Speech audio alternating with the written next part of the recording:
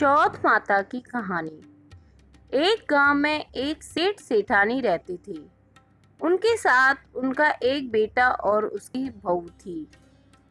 बहू बर्तन मांजकर पानी डालने नीचे जाती थी तो अड़ोस पड़ोस की औरतें उससे पूछा करती कि आज खाने में क्या खाया, तो वह कहती बासी कूसी तरवासी।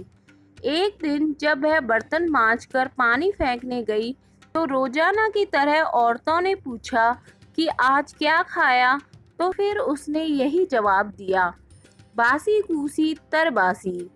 उस दिन सेठ के बेटे ने नीचे उतरते हुए उसकी यह बात सुन ली।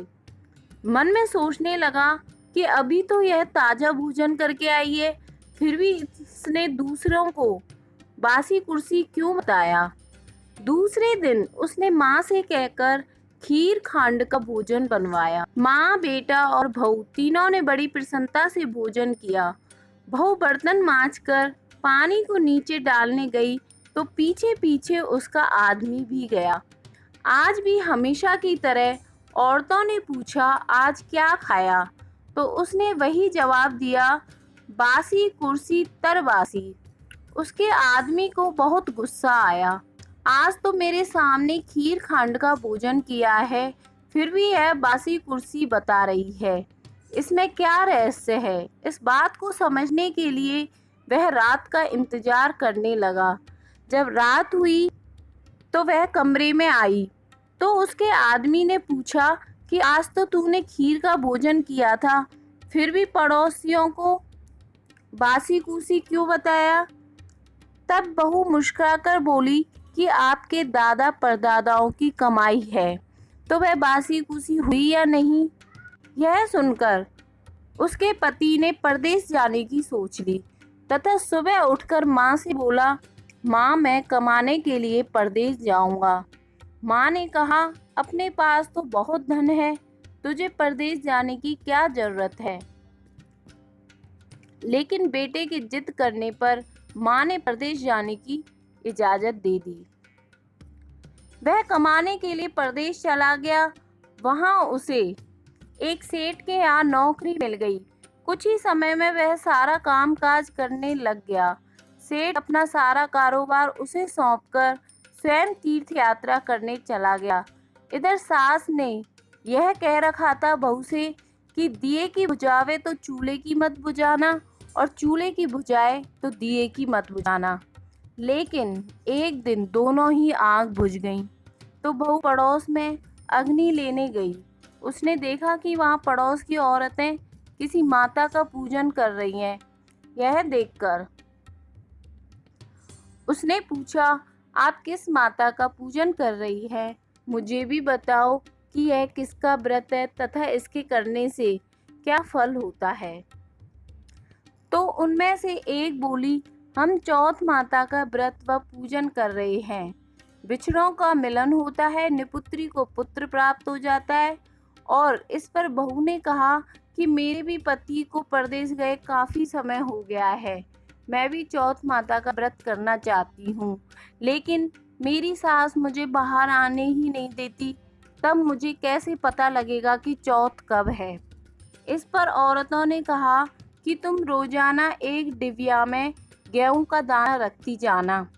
जिस दिन 30 दाने पूरे हो जावें, उसी दिन व्रत करके शाम को चौथ माता की पूजा करके चंद्रमा को अर्घ्य देकर फिर खाना खा लेना। साहूकार की बहू कहे अनुसार व्रत करने लग गई। व्रत करते करते काफी समय बीत गया तो चौथ माता ने सोचा, यदि इसकी नहीं सुनी तो अपने को कोई भी नहीं पूजेगा। तब चौथ माता ने साहूकार के बेटे को सपने में जाकर कहा कि सरकार का बेटा सो रहा है या जाग रहा है। उसने कहा, ना सो रहा हूँ ना जाग रहा हूँ माँ, चिंता में पड़ा हुआ हूँ। इस पर चौथ माता ने कहा कि अब चिंता छोड़ और अपने घर जाकर सबकी सुध ले। उसने कहा कि मैं कैसे जाऊँ, मेरा कारोबार बहुत फैला हुआ है। तब चौथ माता बोली, सुबह उठकर नहा धोकर दुकान जाकर चौथ विनायक जी का नाम लेकर घी का दीपक जलाना, तेरा सारा काम सुलझ जाएगा।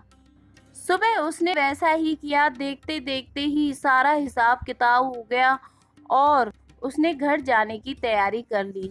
घर को रवाना हुआ तो रास्ते में एक सांप जा रहा था, तो उसने सांप को सिसकार दिया। सांप ने गुस्से में आकर कहा कि मैं तो अपनी 100 साल की उम्र पूरी कर मुक्ति पाने जा रहा था, तूने बाधा डाल दी, अब मैं तुझे डसूंगा। इस पर साहूकार के बेटे ने कहा कि मैं 12 साल से मेरी माँ और पत्नी से नहीं मिला, तो मैं उनसे मिलने जा रहा हूँ और उनसे मिलने के बाद आप मुझे डस लेना।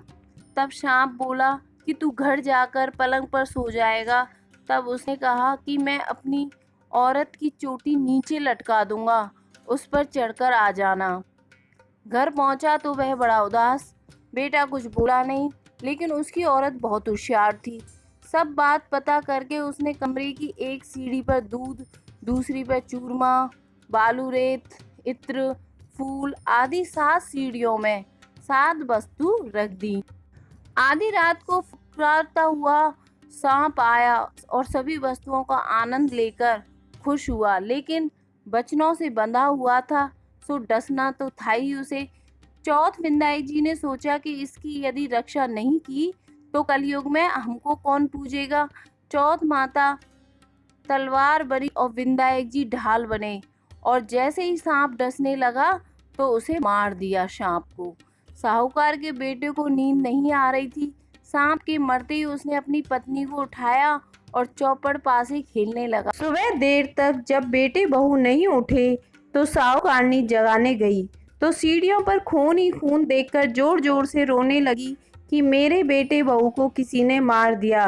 रोने की आवाज़ सुनकर बेटे बहू उठे और बेटे ने कहा, माँ हमारा बैरी मरा है, यहाँ सफाई करवाओ, तब हम बाहर आएंगे। माँ ने वहाँ सफाई करवाई। बेटा बहू नीचे आए। बेटे ने पूछा, मेरे पीछे से किसी ने कोई धर्म पुण्य किया था क्या? तो बहू ने हामी भरी। तब सास बोली, तू तो 4 समय खाना खाती थी, तूने कहाँ से धर्म किया? तब बहू बोली, मैं चौथ विंदायक जी का व्रत करती थी, एक समय का खाना पीना पानी वाली को देती, दूसरी बार का गाय के बछड़े को, तीसरी बार जमीन में गाड़ देती, बस चौथी बार का खाना चांद को अर्घ देकर स्वयं खा लेती। मैंने बनिए की दुकान से पूजा का सामान मंगवाया था, तो आप उसका हिसाब कर देना। सास ने पानी वाली से पूछा तो उसने कहा, महीने की हर चौथ को मुझे ही खाना देती थी। बछड़े के मुंह से फूल गिरने लगे, जमीन में जो खोदा तो सोने के चक्र मिले। बनिए से पूछा तो उसने अपना हिसाब बताया। फिर बहू ने कहा कि अब मुझे चौथ माता का उद्यापन करना है।